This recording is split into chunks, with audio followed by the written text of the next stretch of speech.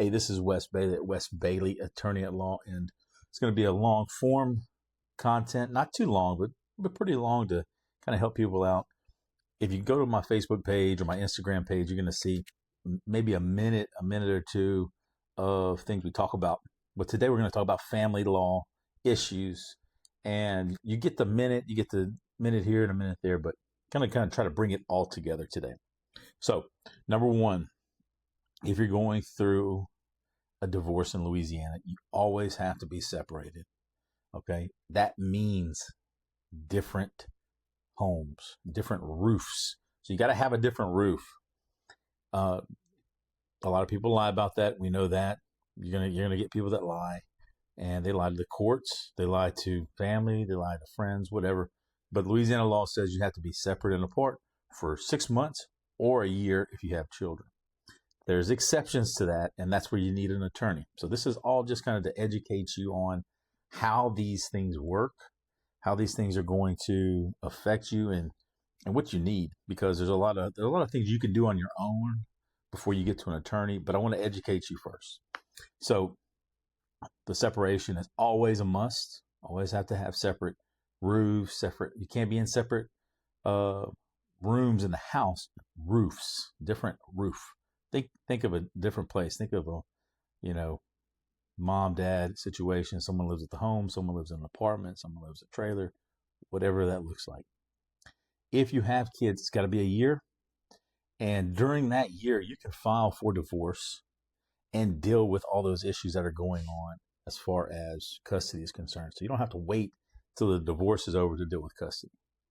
Now, any judge in Louisiana probably will tell you, that they want you to try to figure out what is best for the children, because no one knows what's best for the children like a mom and a dad.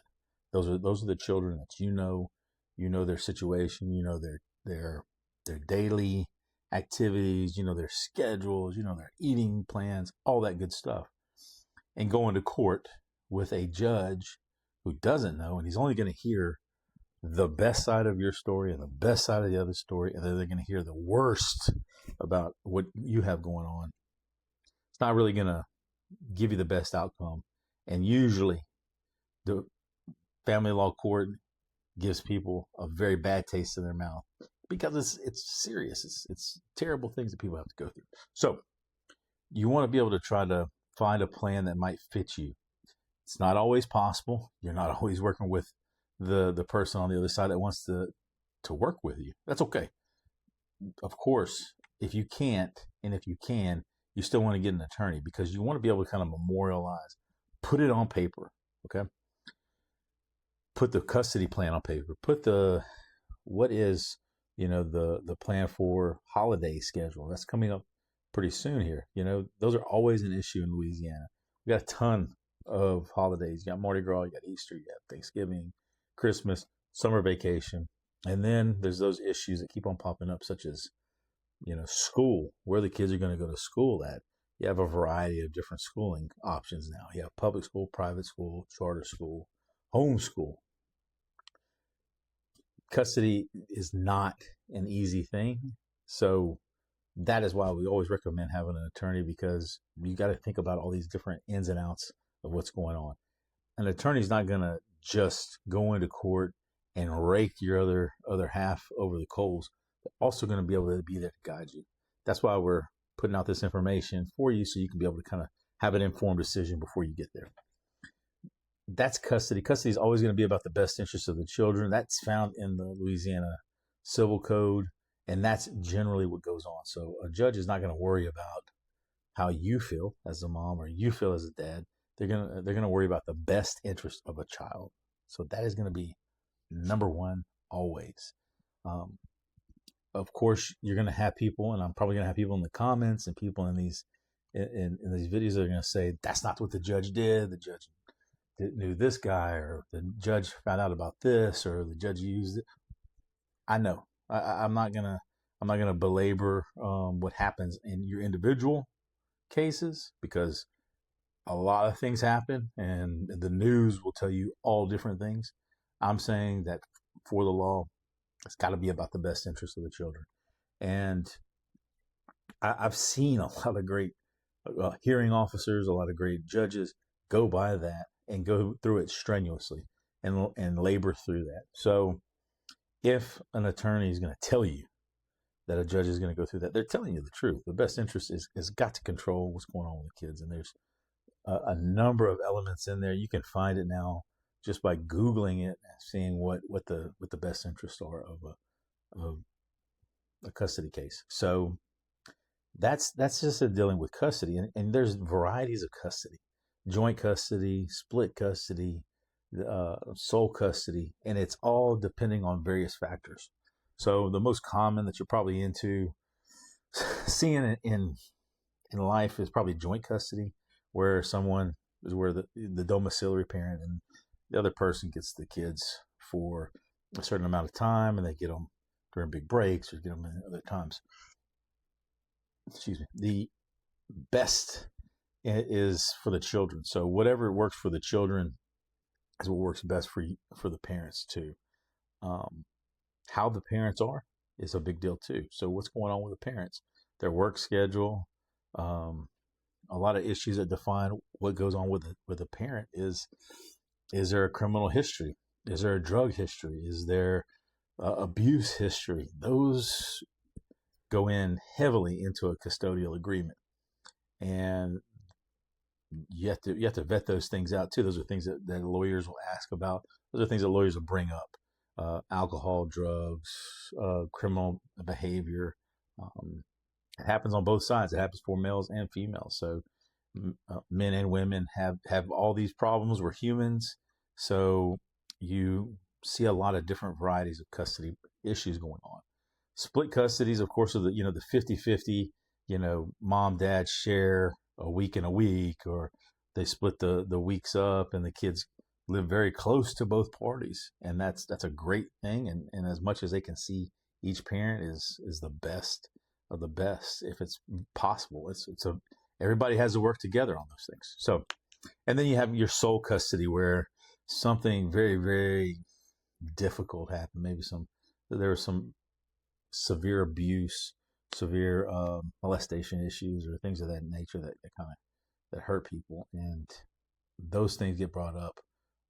Actually, more so than you believe. So, watch out for those as well. If those are issues, definitely bring that up to the court and bring it up to your attorney. This is more geared for people who are on the fence.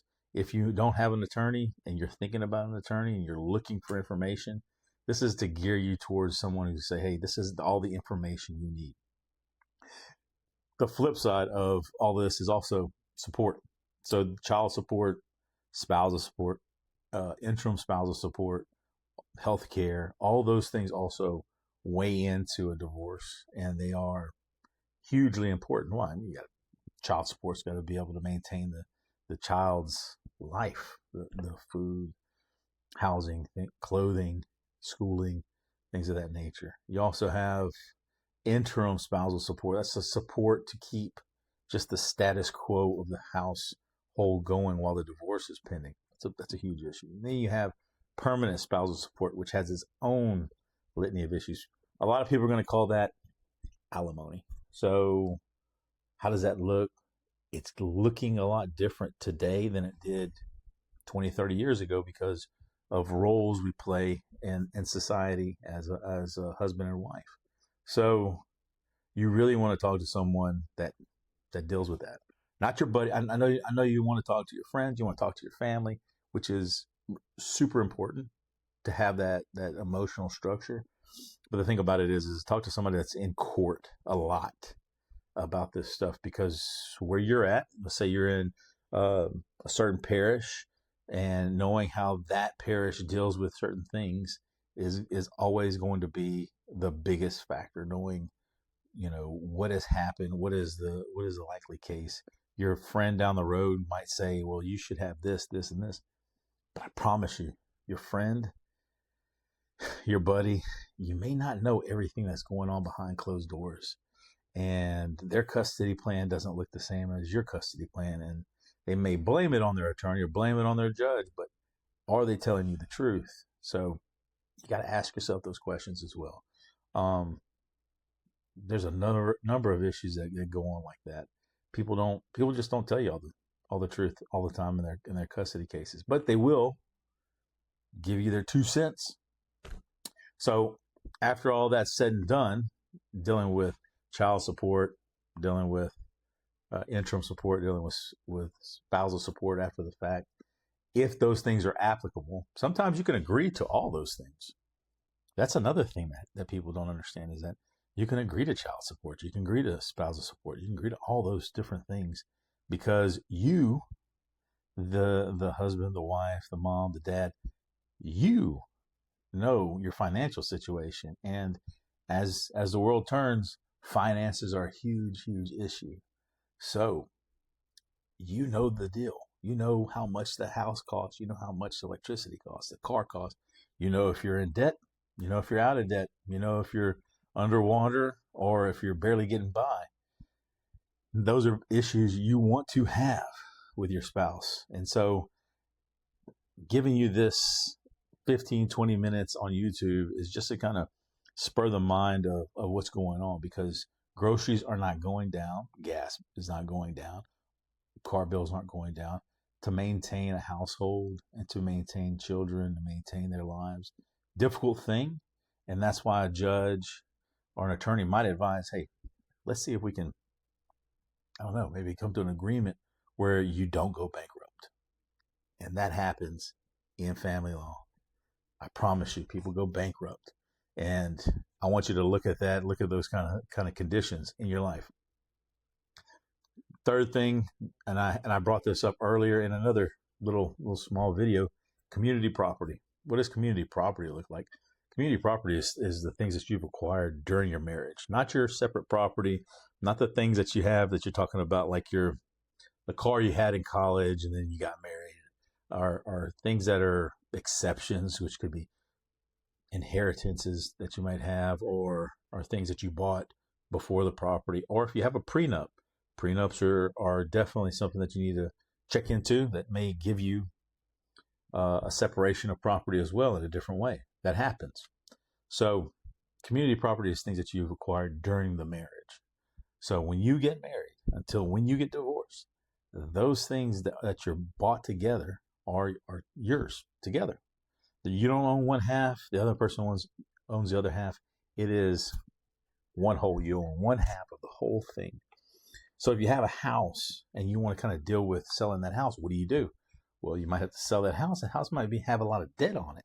It doesn't mean that you sell a house that's $100,000 and you get $100,000. No, you got to pay that debt off, because that debt is also what?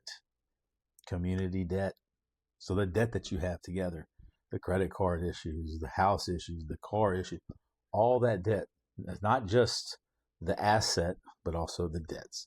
So like I've talked about, community property, splitting that up looks in a variety of different ways. So you may have retirement from one job, retirement from another job. Think about that. Think about the things that you might have. And these are all issues. Everything is hugely important whenever you're dealing with a divorce. And I know that people go out there and they say, I'm going to do this on my own. I'm not going to talk to an attorney. This is what you're going to get is, bits and pieces of information. But every single family law case that I have is fact driven. It's specific to the people, specific to you, because everyone has a different lifestyle. Some things are the same. We all have to eat. We all have to have shelter. But the facts and circumstances are different. Okay? So as I always say less.